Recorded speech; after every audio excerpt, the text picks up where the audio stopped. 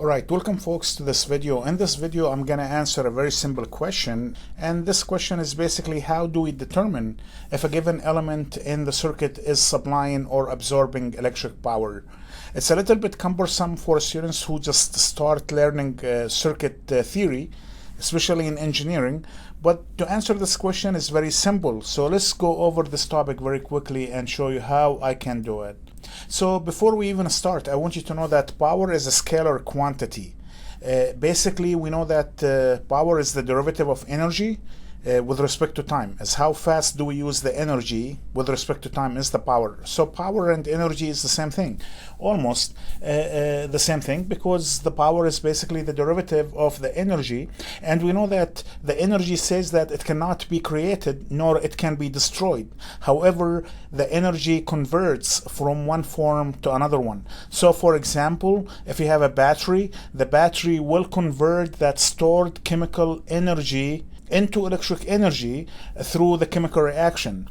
If it's a generator, for example, that mechanical energy which rotates the generator is converted, that mechanical energy is converted into electric energy. So it's basically, we cannot create electric energy or destroy it. We have to only convert it from one form to another one. So basically, if the element is delivering electric power or energy, we call it the power is delivered, because this is a circuit topic, it's electrical engineering topic. Basically, if we supply the circuit with the electric energy, we call it delivered power or supplied power. However, if the element is absorbing that electric energy and converting it into another form of energy or power, such as light, heat, mechanical energy, or any other form of energy, then we call the element absorbing electric power. So basically, we can classify the electric elements into two type of elements. The first type of elements, we call them active elements. The active elements are elements that are capable on supplying or delivering electric power. They can also absorb it, but they can apply it. Basically, the element can be absorbing or delivering power. That's called active element. If the element is passive, then we call it absorbing power. So a very good example will be the simple circuit, the circuit of the battery and the light bulb example. So it's a very simple circuit like this circuit. The battery will be able to supply the electric energy to the circuit, while the light bulb will be able to absorb that electric energy and converts it into light and heat. So the battery is going to be an active element, while the light bulb is always passive element. It will always take electric energy and converts it into light and heat. Otherwise, it's not going to work. So if we look into this particular circuit in more details, now we can state that the battery delivers electric power and the light bulb absorbs that electric power. We can always say that in this particular example. And then also we're going to pay attention to the voltages. We know that this is the voltage of the battery. So if you look into the voltage of the battery, the plus polarity is from the top. So it can be, for example, 6 volts battery or 9 volts battery or 3 volts battery. Depends on what kind of a battery you use. And then this voltage gonna be the same supplied to the light bulb. It's a very simple circuit. This is supplying power and this one is absorbing power. We know that. Then we know also that from our intuition and basic circuit theory is the current gonna flow out from this battery and it will go into the light bulb. So you can see here that the battery will have the current leaving the plus polarity, while the light bulb, the current will enter the plus polarity. Now I don't want you to just get deceived with this, because I can, for example, show you that the current enters the minus polarity. If the current enters the minus polarity, it's the same as the current leaves the plus polarity. You want to visualize that the current will move through the battery. So let's go back and see it as the current moves through the battery. So it moves through the battery. That means if the current enters, the plus polarity is the same as the current leaves the plus polarity. So remember this, where the current leaves the plus polarity, and then you can always determine if the current enters the plus polarity. By the same token, if you come to the light bulb, you can see that here the current enters the plus polarity, but it's the same as the current leaves the plus polarity. So if the current leaves the plus polarity here, it's basically the same as the current enters the plus polarity.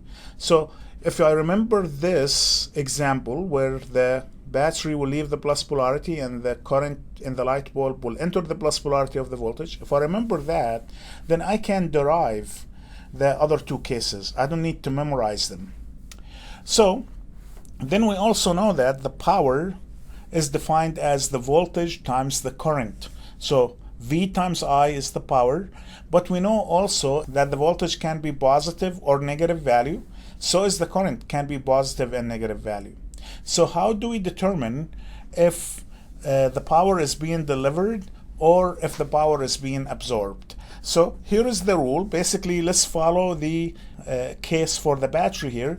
So we say that when the arrow of the current leaves the plus polarity of the voltage. So look in the circuit, if you see that the arrow leaves the plus polarity, it's the battery case or the active element case. Then it is delivering power if the power is positive. When you multiply V times I, if the power is positive, it's delivering power. Otherwise, if the power is negative, then it's going to be absorbing power. So if you multiply the voltage times the current, in this case, when the arrow leaves the plus polarity of the voltage, if the power is positive, if the product of the power is positive, then it is delivering power. Otherwise, if the product of the power is negative, it's going to be absorbing power. So under this case, multiply voltage times current. If it's positive, it's delivering power. If it's negative, it's absorbing power. Also, in the other case, when the current enters the plus polarity of the voltage, if the product is of the power, the V times I, if it is positive, it's absorbing power because the light bulb absorbs power. So if V times I here is positive, it's absorbing power. If it's negative, it's delivering power. So if the voltage times the current is negative, it's going to be delivering power. And this is the rule. It's very simple. You have the battery can supply power unless the product, V times I, is negative, and then it's going to be absorbing power. In the case of the light bulb, when the current enters the plus polarity, if the product of the power is the multiplication, product means multiplication. If the multiplication is a positive value, it's absorbing power. Other than that, it's going to be delivering power. Very simple rule to memorize. So one more thing is, always in the circuit, if you have resistors, resistors always absorb power. It's a passive element. So don't worry about the direction of the voltage and the current. For resistors, it always absorbs power. So multiply the magnitude of the voltage times the current, and you say this is power is being absorbed. Resistors always absorb power. You wanted to think when you have voltage sources or current sources, independent or dependent sources. You need to know what's the voltage and what's the current across them, and the arrow and the polarities, and you follow this simple rule I just told you. So now let's do example here. In this example, we wanted to determine if the power is being delivered or absorbed by each element in the circuit. So here we have 7 elements, and those are the values measured for each voltage and current. For example, if you look into the first element here, this is the voltage across it, this is the current. The second element, this is the current, this is the voltage, and so forth. So here I have them as abstract elements. I just make them boxes, but they can be resistors, voltage sources, current sources. They can be dependent sources, independent sources. So it can be any element. I just made it abstract as a box. So we're gonna come to each element one at a time. So we're gonna look at element 1, then element 2, 3, 4, all the way to 7. So we're gonna go over those 7 elements, and we're gonna determine if the power is being absorbed or delivered. So I'm gonna look into the first element. So let's look at the first element here. We have 3 volts. The plus polarity is on the top. The current is 2 amps, which leaves the plus polarity. So this is the active case.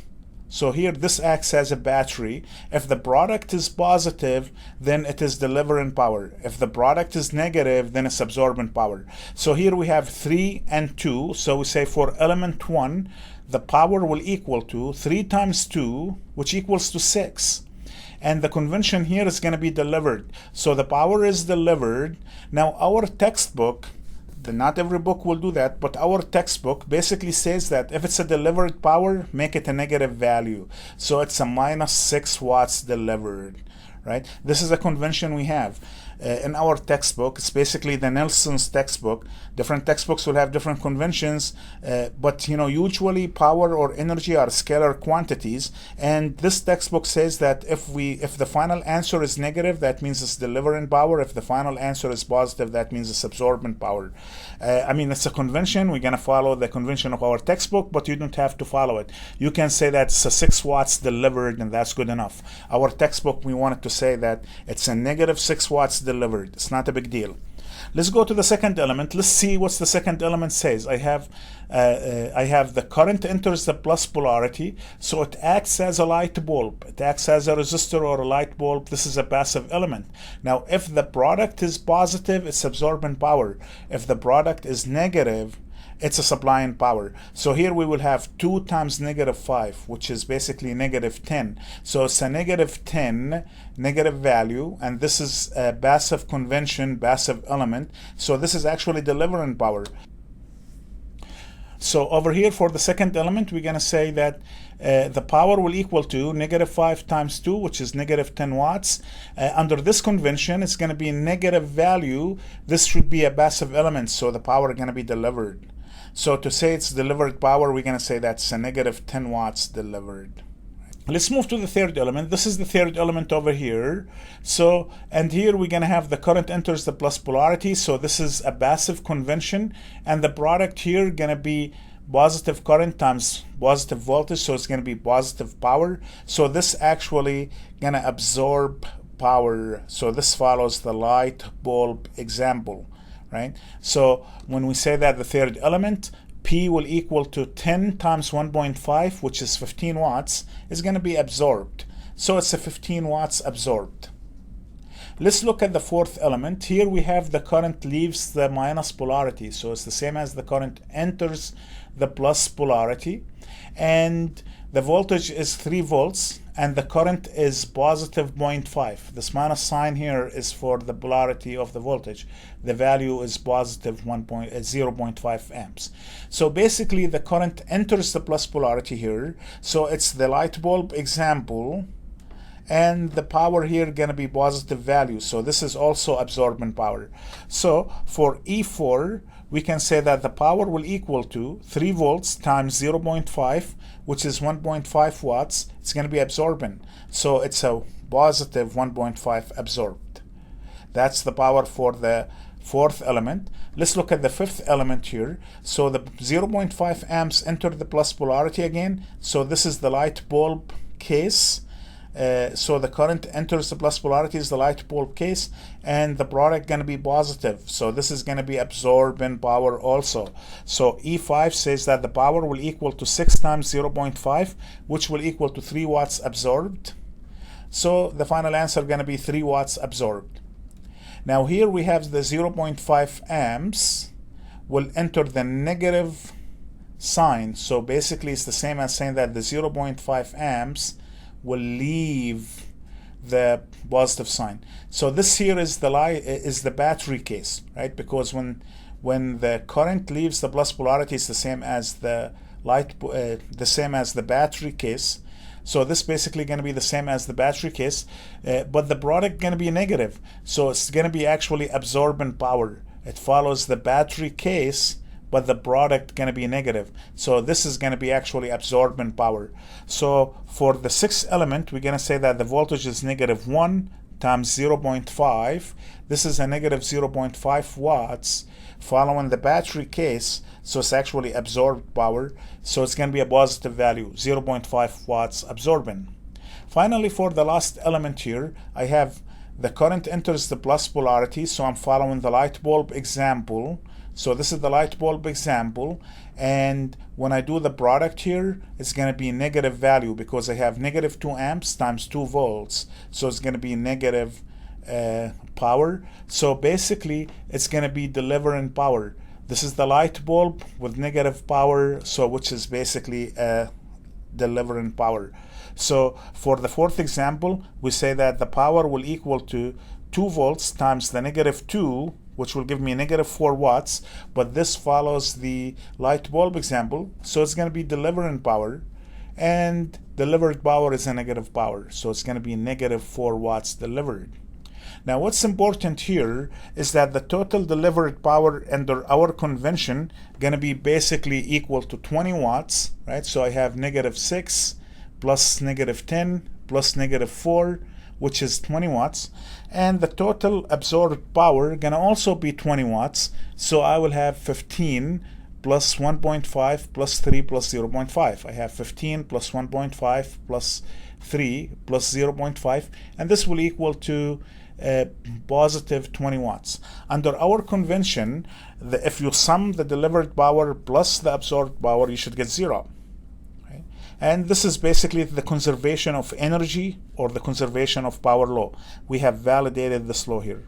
So basically, in simple terms, to determine if the power is being absorbed or delivered, follow the battery light bulb example, and if the product of the power is negative, just use the opposite of the case of the battery or the opposite of the case of the light bulb.